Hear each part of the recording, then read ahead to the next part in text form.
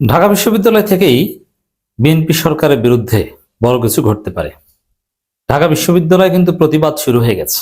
ঢাকা বিশ্ববিদ্যালয় জেগে উঠলে, তরুণ প্রজন্ম, ছাত্র জনতা জেগে উঠলে তখন বিএনপি সরকার আর কিছু করার থাকবে না। এমনিতেই বিএনপি সরকার ধৈর্য সরকার এবং ভারতের ফাঁদে, যুক্তরাষ্ট্রের ফাঁদে। তারেক রহমানের মাননীয় প্রধানমন্ত্রী ওইভাবে স্বাধীনতা নাই, আবার রাষ্ট্রপতিকে নিয়ে আছে আরেক জটিলতায়। তার মধ্যে বিএনপি সরকার এখন পর্যন্ত তাদের এক সপ্তাহের হিসেবে পুরোপুরি ব্যর্থ। হাসিনা কিংবা অতীতের কোন সরকার প্রথম এক সপ্তাহে এত ব্যর্থ অতীতে কখনো হয়নি যতটা বিএনপি সরকার হয়েছে। দেশের পরিস্থিতি খারাপ, দ্রব্যমূল্যের ভয়ানক ঊর্ধ্বগতি, সামাজিক এবং শৃঙ্খলা নেই, নিরাপত্তা নেই। এবং বিএনপি জাস্ট একটা কাজ করছে, তারা মিডিয়া দিয়ে সবকিছু ধামাচাপা দিচ্ছে, ঘটনাকে আড়াল করছে। আওয়ামী লীগের মার খেয়ে বিএনপির 4 জন নিহত হয়, তারা সেটা গোপন করে বিএনপির মিডিয়াগুলো। আওয়ামী লীগের মায়ের এটা লেখে না, লেখে যে সামাজিক প্রভাব বিস্তারকে কেন্দ্র করে, অথচ এটা আওয়ামী লীগ বিএনপি মারামারি, এটা লেখে না। তো দর্শক, এই কাজ ছাড়া, এই বাস্তবতা আড়াল করা ছাড়া, চাঁদা না দেওয়ার কারণে লেগুনা চালককে হত্যা করা হয়, ওইটাকে শেষ পর্যন্ত পুলিশের মাধ্যমে, র্যাবের মাধ্যমে বলা হয় যে না, চাঁদা না, ওটা অন্য ঘটনা নেই। এছাড়া বিএনপির কোনো সফলতা নেই। এই রকমের একটা নরবরে সরকারের বিরুদ্ধে যে কোনো সময় আন্দোলন ছড়িয়ে পড়তে পারে। বিশেষ করে শিক্ষার্থীরা, জামাত এনসিপি একটা বৃহত্তর আন্ডারস্ট্যান্ডিং এ আছে বিএনপির সাথে, এখনো তারা বিবৃতির মধ্যে সীমাবদ্ধ থাকবে, তারা প্রস্তুতি নিচ্ছে। এই আন্ডারস্ট্যান্ডিংও থাকবে না, এক পর্যায়ে জামাত এনসিপি ও বিএনপির বিরুদ্ধে জোরালো অবস্থান নেবে। কিন্তু জামাত এনসিপি অন্য রকমের বিরোধী দল হতে যাচ্ছে, গতানুগতিক ধারার বিরোধী দল হবে না। বৃহত্তর আন্ডারস্ট্যান্ডিং আছে বিএনপির সাথে। কিন্তু ছাত্র জনতা যে কোনো সময় জেগে উঠতে পারে। হ্যাঁ, অলরেডি প্রায় জেগে উঠেছে। আপনারা জানেন যে ডিসি মাসুদ, এই ডিসি মাসুদ কিন্তু প্রচন্ড শিবির বিদ্বেষী। ধানমন্ডি 32-এ যখন বিএনপির লোকজন ইশরাকের নির্দেশে ধানমন্ডি 32 ভাঙতে গিয়েছিল, ছাত্র জনতাও ছিল অনেকে, তখন ইউনিট সরকারের সিদ্ধান্ত ছিল যে না, এটা ডিসপার্স করতে হবে, ধানমন্ডি 32 আর ভাঙতে দেওয়া যাবে না। সেখানে সেনাবাহিনী, পুলিশ মিলে ধানমন্ডি 32 ভেঙেছিল, ধানমন্ডি 32 রক্ষা করেছিল। সেখানে ওই ডিসি মাসুদ বলেছিল যে স্যার, এগুলো শিবির। মানে ওই যে তার যে ফোনালাপ ফাঁস হয়েছিল, সামনে আসছিল, সেটা থেকে স্পষ্ট বোঝা যায় যে শিবিরের প্রতি তিনি প্রচন্ড বিদ্বেষ রাখেন। এই ডিসি মাসুদ তাহলে কি শিবিরের প্রতি বিদ্বেষ রাখেন? Means BNP. ডিসি মাসুদ হচ্ছে বিএনপির ডিসি এবং বিএনপি পরিবারের এবং বিএনপি পন্থী, এতে কোনো সন্দেহ নাই। সেই ডিসি মাসুদ তিনি এখন মোরাল পুলিশিং করছেন, বিনা কারণে নাগরিকের উপর ভয়ানক নির্যাতন করছেন কোনো কারণ ছাড়া। আপনি চিন্তা করেন কোন জগতে আছেন আপনি। জাস্ট সিম্পল, একজন ঢাকা বিশ্ববিদ্যালয়ের একজন শিক্ষার্থী, ঢাকা বিশ্ববিদ্যালয়ের এরিয়ার মধ্যেই সোহরাওয়ার্দী উদ্যান পার্ট অফ ঢাকা বিশ্ববিদ্যালয়, প্রায় ঢাকা বিশ্ববিদ্যালয়ের শিক্ষার্থীরা সোহরাওয়ার্দী উদ্যানে যাবে, আড্ডা দিবে, ইটস ভেরি সিম্পল। তবে হ্যাঁ, মাদক সেবন করবে না, মাদকের বিরুদ্ধে জিরো টলারেন্স থাকতে হবে। ঢাকা বিশ্ববিদ্যালয়ের শিক্ষার্থীরা যারা টিউশন করায়, যেমন আমি নিজে স্টুডেন্ট লাইফে টিউশন করাতাম, তখন আমার নিয়মিত যাত্রাপথ ছিল সোহরাওয়ার্দী উদ্যান। এমনকি আমি একসময় বাইসাইকেল চালাতাম ঢাকা শহরে। তখন কিন্তু এই সোহরাওয়ার্দী উদ্যান এবং রমনা পার্কের ভিতর থেকে সাইকেল চালিয়ে যেতাম, যাতে যাত্রাপথ সহজ হতো, অনেক রাস্তা কমতো এবং যানজটে পড়তে হতো না। তো দর্শক, এই সোহরাওয়ার্দী উদ্যানের ভিতর থেকে ঢাকা বিশ্ববিদ্যালয়ের শিক্ষার্থীরা চলবে, ইটস নর্মাল। তো সেখানে চলছে, হ্যাঁ, পুলিশ রেড দিচ্ছে। সেখানে ঢাকা বিশ্ববিদ্যালয়ের শিক্ষার্থী, একজন স্মার্ট শিক্ষার্থী, সে স্বাভাবিকভাবে প্রশ্ন করতে পারে যে আমি এখান থেকে যেতে পারি, ইটস মাই চয়েস, আমার কোনো অপরাধ আছে কিনা, আমার সাথে আপনি কিছু পেয়েছেন কিনা সেটা দেখেন। যদি কোনো অপরাধ পেয়ে থাকেন বা আমার সাথে মাদক পেয়ে থাকেন, ঠিক আছে, আমার বিরুদ্ধে অ্যাকশন নিন। এর চাইতে যৌক্তিক এবং ভদ্র ভাষায় কোনো কথা হতে পারে না।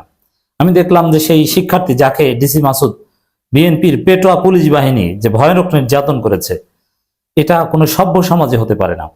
সেই শিক্ষার্থী, নির্যাতিত শিক্ষার্থী, অত্যন্ত ভদ্র ভাষায় কথা বলছিল। সে শিক্ষার্থীর পরিচয় যাই হোক না কেন, স্মার্টলি কথা বলছেন, স্মার্টলি পুলিশকে প্রশ্ন করছিলেন এবং উত্তর দিচ্ছিলেন। হঠাৎ করে তার উপর আতর্কিত হামলা, এটা কোনো সভ্য সমাজে হতে পারে না, এটা কেউ মেনে নিতে পারে না। তো দর্শক, এই কাজ করেছে বিএনপির এই ডিসি মাসুদ। তো দর্শক, এখানে এই ঘটনার পর ঢাকা বিশ্ববিদ্যালয়ের শিক্ষার্থীরা ফুঁসে উঠেছে। শাহবাগ থানার সামনে শিক্ষার্থীরা মিছিল করছে। এখন এটাকে বিএনপি বা বিএনপির মিডিয়া মব বলে না কেন? বলেন মব, মব বলে একটু দমন করেন। ডাকসু আনুষ্ঠানিকভাবে প্রতিবাদ করেছে, রাজু ভাস্কর্যের সামনে বিক্ষোভ মিছিল হয়েছে। এবং যদি ওই ডিসি মাসুদের বিরুদ্ধে যথাযথ ব্যবস্থা নেওয়া না হয় তাহলে ঢাকা বিশ্ববিদ্যালয়ে আন্দোলন ছড়িয়ে পড়বে। এটা সামাল দেওয়ার শক্তি বিএনপি সরকারে নেই। তবে এখন হয়তো বা হবে না, কারণ বিএনপি পরিস্থিতি বুঝতে পেরে ডিসি মাসুদকে সরিয়ে দিবে অথবা তার বিরুদ্ধে কোনো ব্যবস্থা নেবে ডেফিনেটলি। কিন্তু এরকম ঘটনা প্রত্যেক দিন ঘটতে থাকবে, যেহেতু বিএনপির নৈতিক ভিত্তি নেই অথবা এই নির্বাচন সুষ্ঠু হয়নি এবং ছলচাতুরি করে তাদেরকে ক্ষমতায় টিকে থাকতে হবে, যার ফলে নানান উল্টোপাল্টা কাজ প্রত্যেক দিন করতে হবে। অতএব যে কোনো মুহূর্তে, যে কোনো সময়, যে কোনো একটা অঘটন ঘটে যেতে পারে এবং ঢাকা বিশ্ববিদ্যালয় থেকে আন্দোলন ছড়িয়ে পড়তে পারে। সিগনিফিকেন্টলি ঢাকা বিশ্ববিদ্যালয়ের প্রতি বিএনপির প্রচন্ড ক্ষোভ, কারণ ঢাকা বিশ্ববিদ্যালয়ে ভোট দিয়েছে শিবিরকে, ছাত্রদলকে ভোট দেয়নি। ঢাকা বিশ্ববিদ্যালয়ে ছাত্রদলের অবস্থান অত্যন্ত দুর্বল। যদি বলা হয় যে বাংলাদেশের ছাত্রদলের সবচেয়ে দুর্বলতম শাখা কোনটা, উত্তর হচ্ছে ঢাকা বিশ্ববিদ্যালয় শাখা। অথচ ক্ষমতাসীন ছাত্র সংগঠনের সবচেয়ে শক্তিশালী শাখা হওয়া উচিত ঢাকা বিশ্ববিদ্যালয় শাখা। ঢাকা বিশ্ববিদ্যালয়ে অরিজিনাল স্টুডেন্টদের 150 স্টুডেন্ট নিয়ে মিছিল করার সক্ষমতা ঢাকা বিশ্ববিদ্যালয় ছাত্র দলের নেই। মহানগর থেকে লোক ভাড়া করে এসে ঢাকা বিশ্ববিদ্যালয় ক্যাম্পাসে মিছিল করতে হয়। তো এই জায়গায় যেভাবে ঢাকা বিশ্ববিদ্যালয়ে ছোট আকারে আন্দোলন ছড়িয়ে পড়ছে এবং ডাকসু প্রতিবাদ করেছে, যেমন দেখেন এই এটাকে বিএনপির ভাষায় বললে মব হচ্ছে শাহবাগ থানার সামনে। এই যে স্বরাষ্ট্রমন্ত্রী সালাউদ্দিন আহমেদ কত হুমকি দিলেন যে মব আর হবে না, মবের যুগ শেষ। কই শাহবাগ থানার সামনে মব হচ্ছে, আপনি কি করছেন? এই মব থামাতে গেলেই ঢাকা বিশ্ববিদ্যালয় উত্তাল হয়ে উঠবে, তখন এই পরিস্থিতি বিএনপি সামাল দিতে পারবে না। আমি একটা কথা বলি, বিএনপির যে দুর্বল শাসন অথবা তাদের যে দুর্বলতা, তাতে বেশি দিন তারা স্থিতিশীলভাবে দেশ চালাতে পারবে না। বিএনপির নিজেদের কামড়াকামড়িতেই বিএনপি বেকায়দায় পড়ে যাবে। আবার ভারতকে সেনাবাহিনী যেভাবে সেট আপ দিয়েছে, ওভারঅল ভারতের সাথে যেভাবে কানেক্টেড হয়ে যাচ্ছে, এই ভারত হঠাৎ করে তারেক রহমান হাত ছেড়ে দিবে এবং তিনি বিপদে পড়বেন।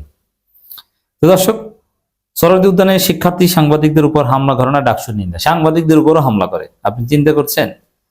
বিএনপি সম্ভাব্য ফ্যাসিস্ট দল, তারা সব ধরনের নির্যাতন করতে পারে এবং তারা ভোট চুরি করে। স্থানীয় সরকার নির্বাচনগুলোতে ভয়ানক কারচুপি করার সম্ভাবনা রয়েছে। সিটি কর্পোরেশনে না পারলে অন্যগুলোতে করবে এবং বিএনপি শান্তিপূর্ণভাবে ক্ষমতা হস্তান্তর করতে চাইবে না। তারা আবার সেই পুরনো 2006 সালের মতো ভোট কারচুপি করে মাগুরা মার্কা উপনির্বাচন করার পরিকল্পনা করবে।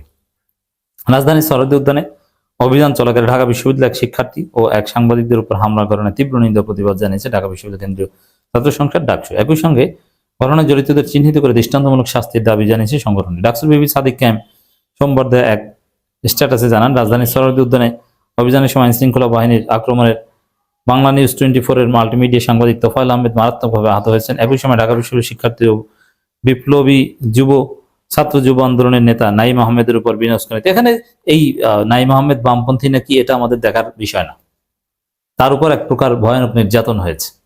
অতএব এরকম দেশ চালানো যায় না। যে কোনো সময় দেখবেন যে ঢাকা বিশ্ববিদ্যালয় থেকে জোরালো আন্দোলন শুরু হয়ে গেছে।